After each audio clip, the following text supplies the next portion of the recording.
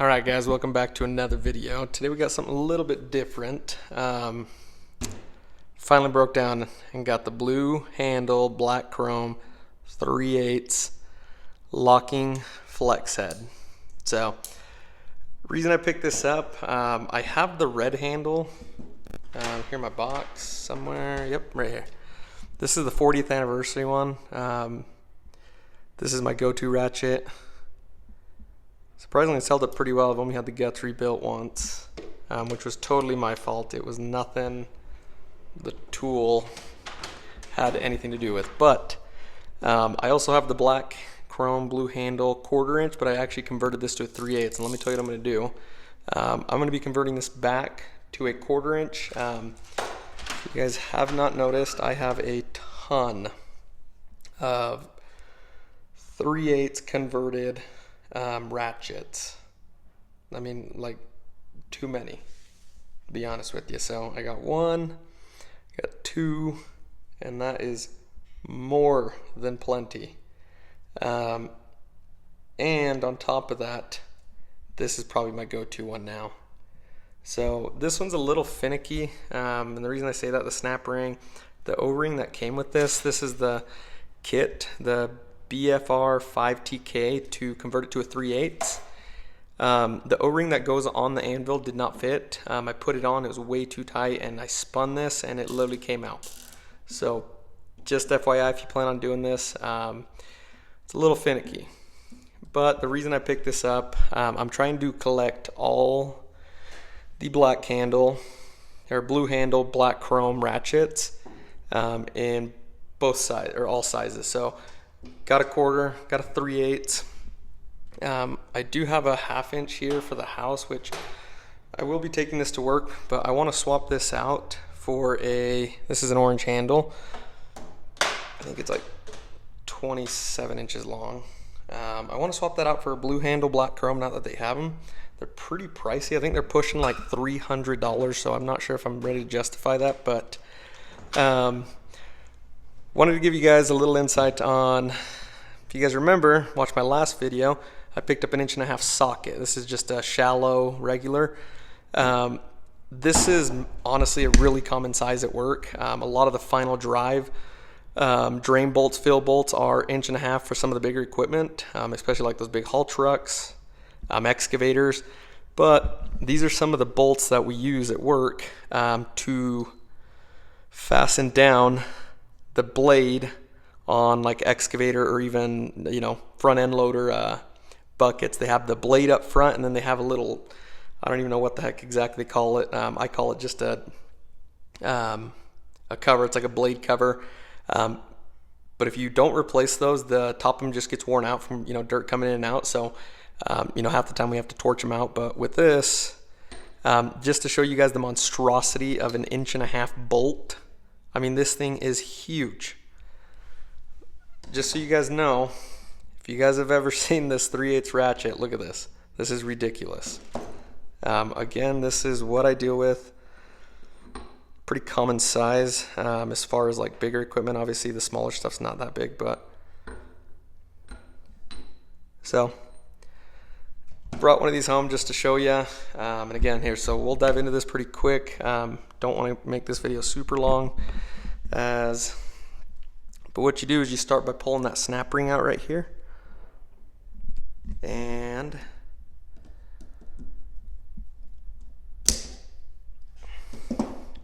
sorry, that should have set up on my tripod here, but it's incredibly hard to record and work with two hands. I'm gonna see if I can get this set up here.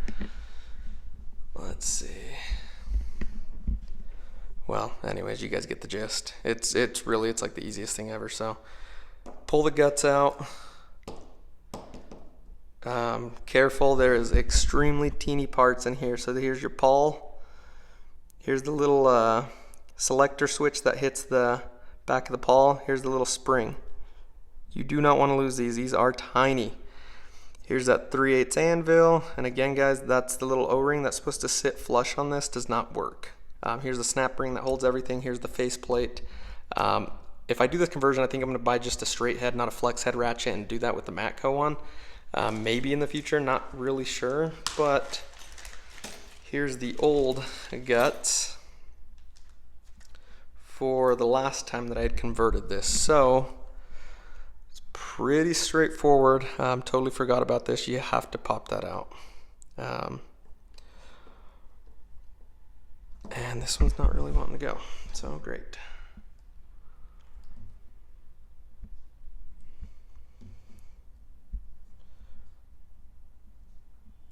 There we go. You gotta pull out your little selector switch. Also has an O-ring. Normally I lube these, but these little gears have a lube on them from the last time I did it, and the one unfortunate thing with Matco ratchets, they're pretty sensitive to a lot of lube. The pawl will start jamming up, and you know, you could that's how I stripped out the teeth in my last one. So be very, very careful when you lube these things. I know a lot of people like to use that super lube that Snap-on sends you when you get a rebuild kit. It works great. It's a little on the thinner side, which is great. I usually just get that 3-in-1 oil, and that works wonders. So total preference is up to you. You drop that new little selector switch, or not, I guess not new. I may have to set my camera down for this, but what you do is you get that little selector spring. It's what holds tension on it. It's like a little cap, and you drop the spring in that, and then you push that. There's a little slot for it right down the center. I'm gonna set my camera down for 2 seconds. Promise you, won't be long to drop that in there, just because it's extremely small and hard, and I do not want to lose this. But anyways, it's pretty straightforward. I would say Matco's probably the little bit easier one to assemble, disassemble, just due to the fact that it has that nice retaining clip, retaining ring, circlip, whatever you want to call them. Everyone says snap ring is what I call them. Where, you know, like your Snap-on ratchets have the Torx, you know, I have yet to see either one fail. So, you know, as far as which one's better, I mean, it's really just going to come down to you. But let me just show you guys now that I got it in.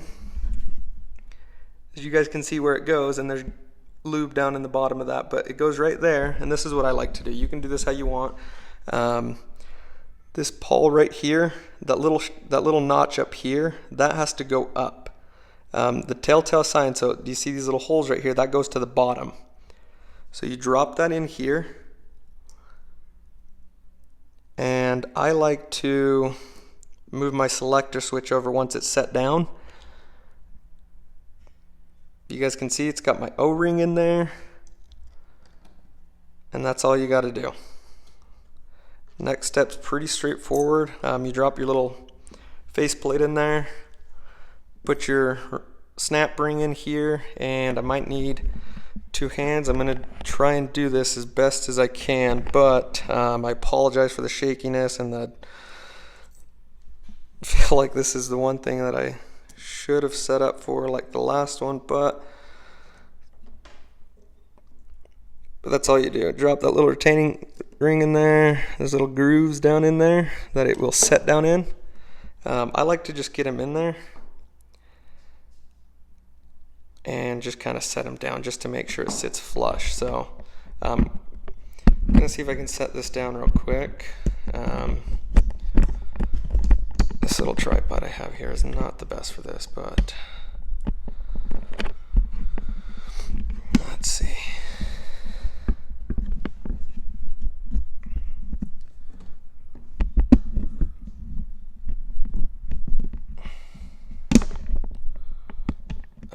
Kind of good enough for right now. So as you guys can see, it's not fully recessed down in there,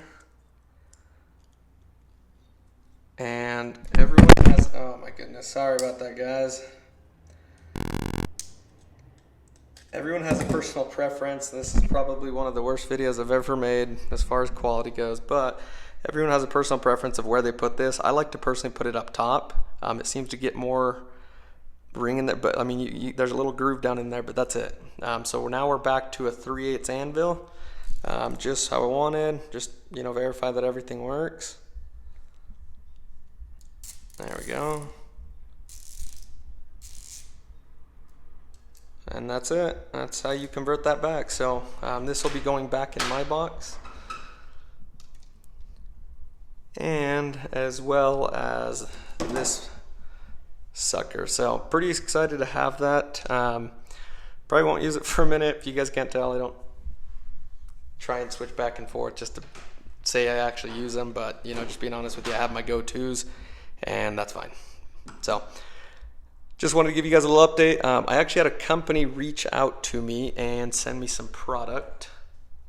Gonna be doing a little review on that tomorrow, so stay tuned for that. Gonna give you guys an opportunity to win that hat in there. I honestly don't care a whole lot for it, but figured it'd be a good idea. And I'm gonna be testing that out on getting some of these grease stains out. So this is my work hoodie, and trying to get some of the grease stains out before I put it in my home washer.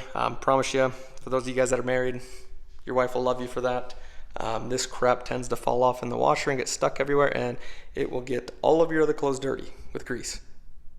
Don't want to do that. So thanks for tuning in, guys. Again, if you're new to the channel, consider subscribing, liking the video, and with that, well, hold on.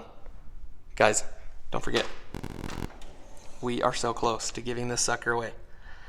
We are at like 900 subscribers last time I checked. We're so close. I'm going to be giving that away. If you guys didn't check out the last video, Nate, he won that last snap-on ratchet. So don't want to miss out, guys, on these giveaways. Honestly, it's one of the coolest things I feel like I get to do with this channel. So again, guys, thanks for tuning in. And with that, I'm out. Peace.